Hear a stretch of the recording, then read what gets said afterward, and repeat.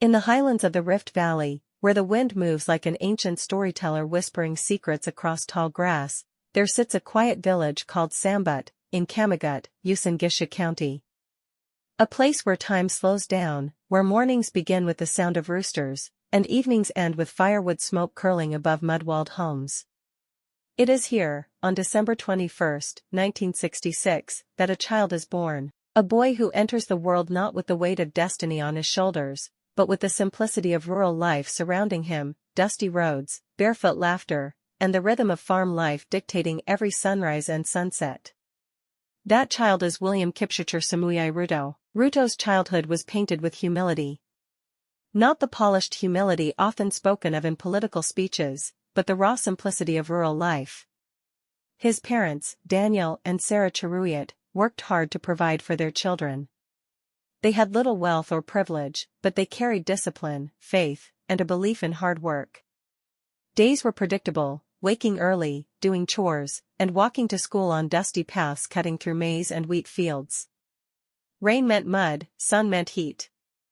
This environment shaped resilience before fear, effort before entitlement, responsibility before ambition. He herded cattle, fetched water, collected firewood, and sold peanuts and chickens by the roadside. Hustle wasn't a slogan, it was survival. Ruto began his education at Karatet Primary School, later moving to Waring Secondary and Kapsabet Boys High School. Each step pushed him farther from the village yet strengthened his roots.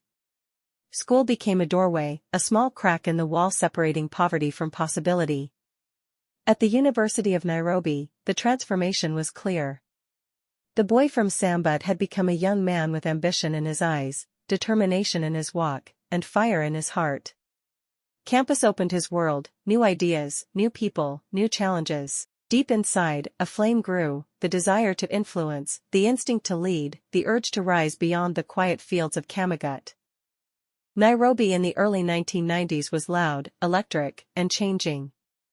Kenya was shifting from a single-party system to multi-party politics.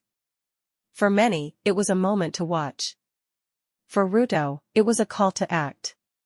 He joined Youth for KANU 1992, YK92, mobilizing young Kenyans to support President Daniel Arap Moi.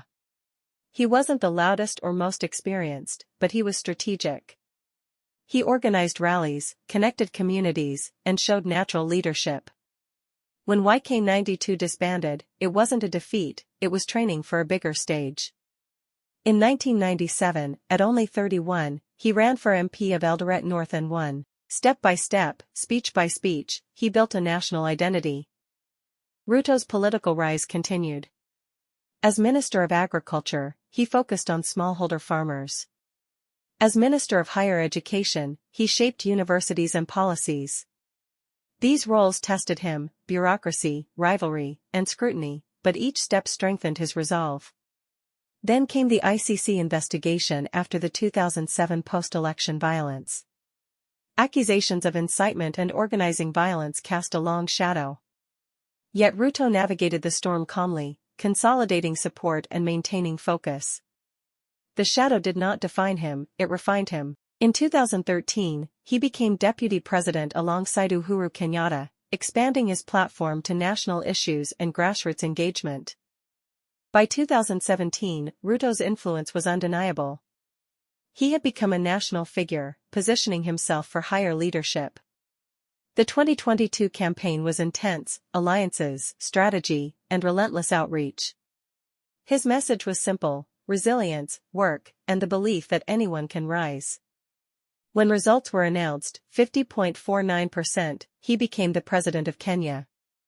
From Sambut to State House, the journey had come full circle, yet it was only beginning.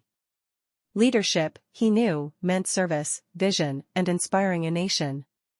Amid politics, his personal life grounded him. With his wife, Rachel Chebet Ruto, they raised children under public pressure, guided by discipline, faith, and commitment. His story is one of resilience, ambition, and complexity. The boy who walked barefoot in Sambut, selling peanuts and chickens, grew through struggles, navigated controversies, and rose to the presidency. His journey reflects the enduring human spirit, a testament to what determination can achieve. In the heart of Kenya, In the winds of the Rift Valley, a boy once walked with hope in his eyes. Today, that boy is president. Beyond titles and power, the true story is the journey, the struggle, the choices, the humanity. And that journey continues, for him and for the nation he leads.